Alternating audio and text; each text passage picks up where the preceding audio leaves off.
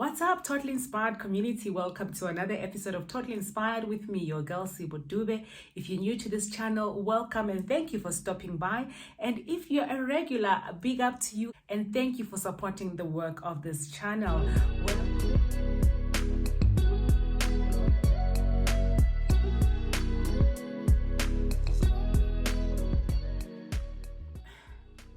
Well, do the right thing. If you haven't subscribed already, make sure you hit the subscribe button, hit the notification bell, and please do give me a huge thumbs up. And remember to always comment down below.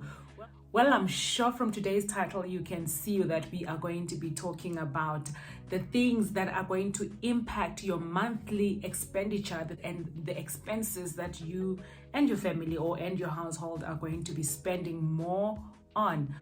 Well, let's get right ahead and look at the things that actually cost way more than they used to even a year or so ago.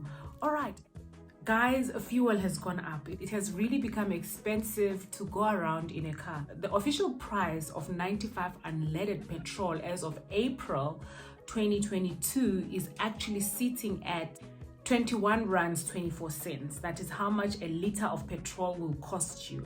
And for 93 unleaded petrol, you are looking at spending 21 rands and 1 cent per liter.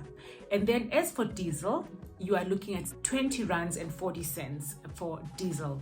Now this obviously has an impact on things like taxi fare, because taxi operators also need to realize a profit. This has also hit the airfare pricing, because now for you to get an air ticket, it costs you way more. The other day, we're just trying to book a family trip for 4 people to Cape Town. And guess what? It was just so unbelievable.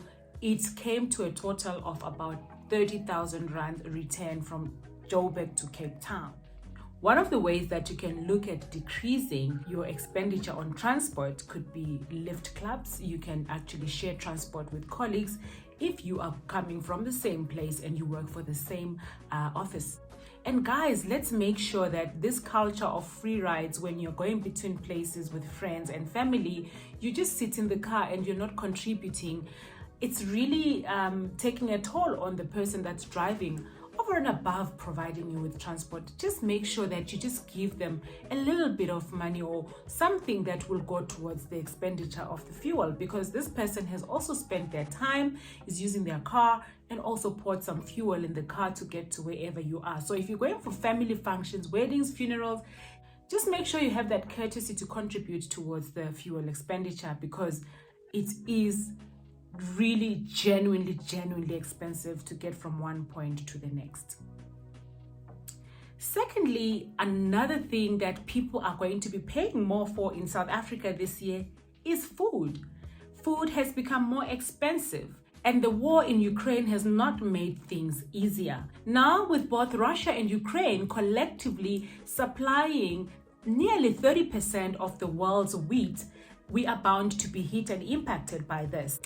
Ukraine alone is actually the 4th largest supplier of wheat in the world. So you can imagine the impact. Supply is going to be impacted, and obviously that has an adverse effect on pricing. We depend on wheat for things like bread, for example, which is very much a staple everyday food for many families in South Africa. And that on its own will impact the pricing of food and bread. The war in Ukraine has actually impacted the entire continent, and with a lot of countries in Africa actually suffering a lot of adverse droughts. And in the case of South Africa, we find that there's even flooding. Obviously, that has an impact on the climate of our continent, and food production is adversely hit. Coming back to South Africa, just look at the price of bread. A loaf of bread will cost you anything between 13 rands to 22 rands, depending on the brand that you buy, as well as the retailer that you choose to use to purchase your bread. Maize meal, white bread, and fish have all collectively registered huge price increases in South Africa, particularly this year. And if you look at it, these are the types of food that a lot of people, a large population of the country, actually rely on. You know, a number of staple foods have registered price increases that are very much notable. So let's take maize meal, for example. It has registered a price increase of up to 3.7%. And white bread has registered a price increase of up to 3.2%. So that is really significant amount.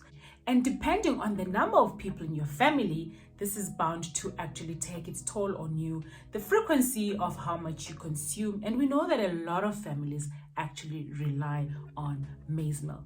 So my advice is that by all means possible, families should now look at ways in which they can cut down on food wastage, because a lot of time people are throwing away food. And the sad thing is that the last time I checked in South Africa, there was an estimation of about 13 to 14 million people going to bed hungry every single day. So let's all be conscious about food wastage.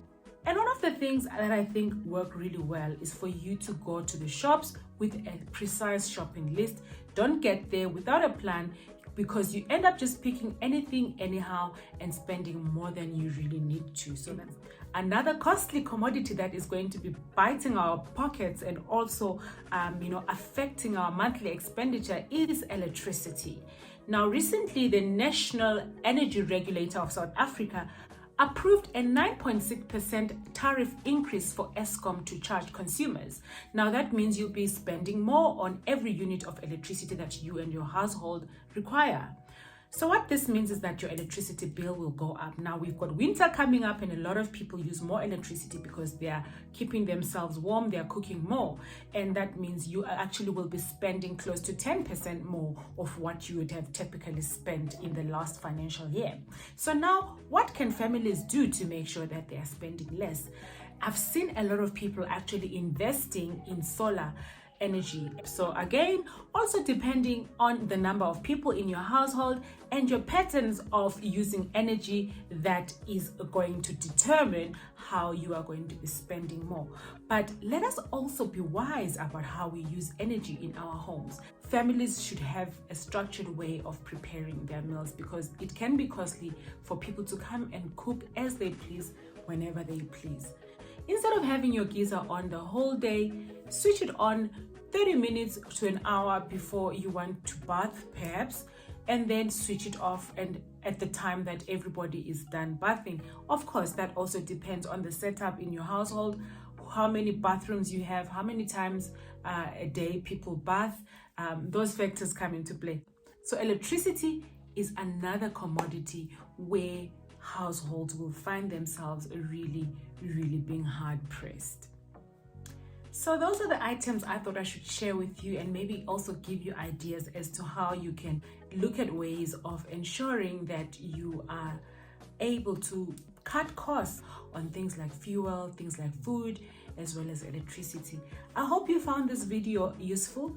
Please do comment down below in the comment section and maybe share with us ways in which you and your family have actually looked at in order to save more and spend less of these and other commodities that I have spoken about on this video. In the meantime, let me thank you once again for stopping by and watching. Make sure that you hit the subscribe button, make sure you hit the notification bell, give me a huge thumbs up, and see you next time. Remember, do keep inspiring, and God bless you.